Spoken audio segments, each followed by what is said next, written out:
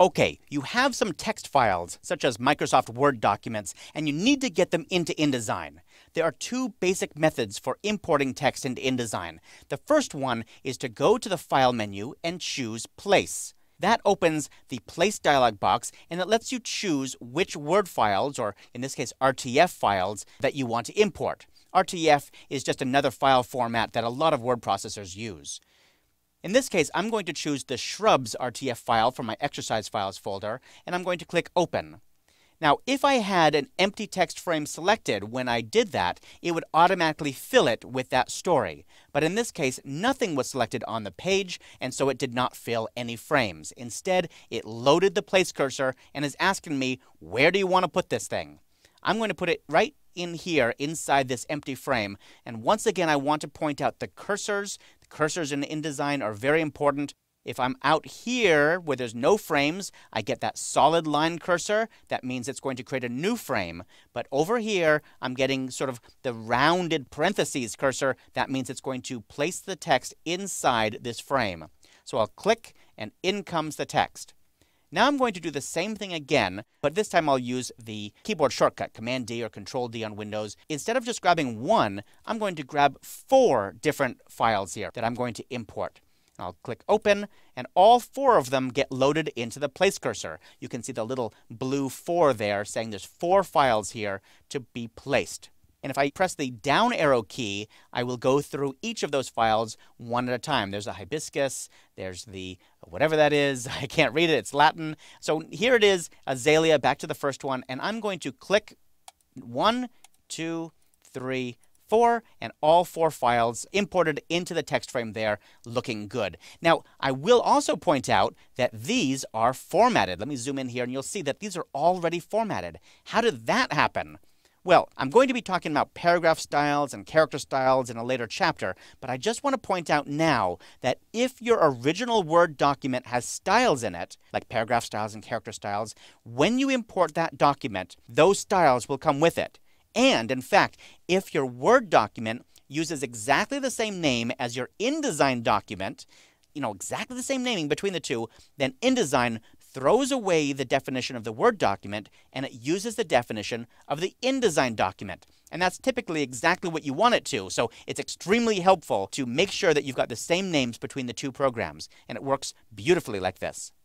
Okay, let me zoom back here, back with a Command-Option-0 or Control-Alt-0 on Windows to fit the spread in window. And I'm going to bring in one more text story into this spread to fill this frame over here. But this time, instead of using the Place command, I'm going to drag and drop. Let me switch to my Mac Finder. On Windows, you would use Windows Explorer, either way. And I'm going to grab my HP story, and I'm just going to drag it right out of this folder and into InDesign in the background there. Once again, pay attention to the cursor.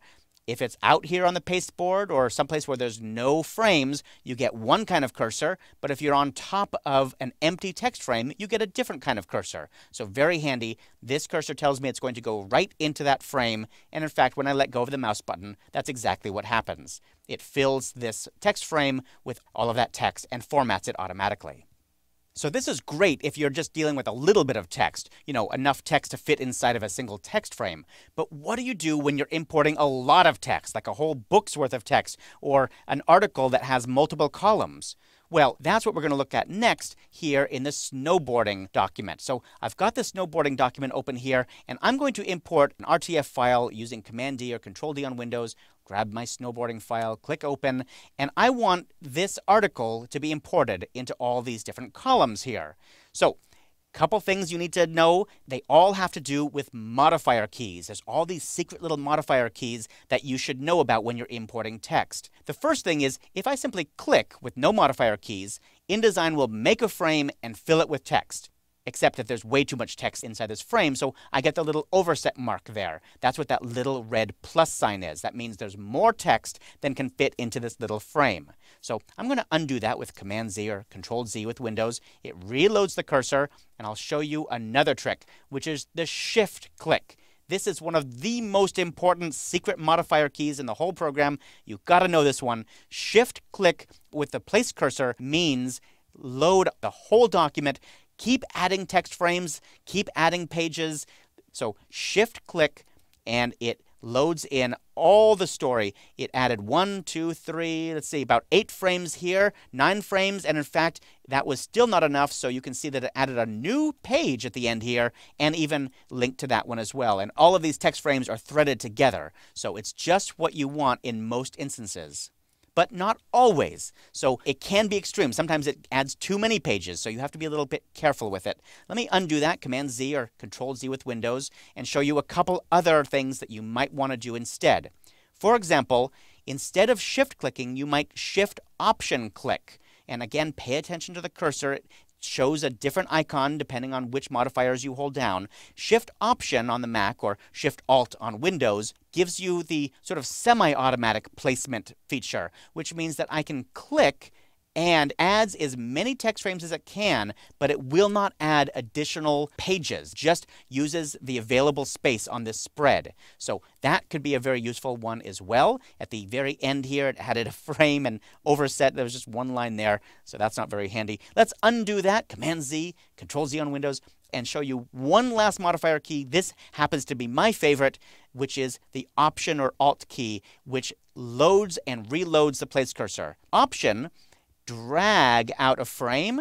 I'm going to drag over 2 columns here. We'll place that inside of a frame. So it builds a frame, it puts the text in there. If there's more text than can fit, it will automatically reload the place cursor, and I will Option drag again.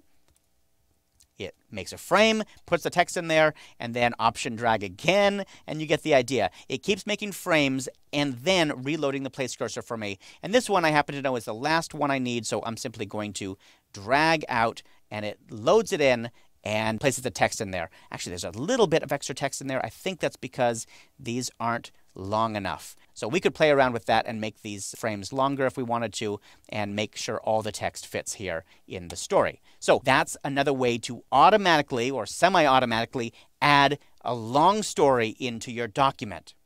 Now, there is one other method for getting text into InDesign, and that's simply to copy and paste it from some other program. And while this often works just fine, I honestly really don't recommend it for anything more than just a paragraph or two.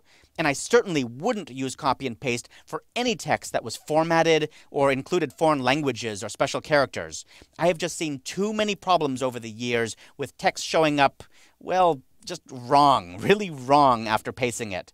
The place command is much more reliable when you're trying to get text into InDesign.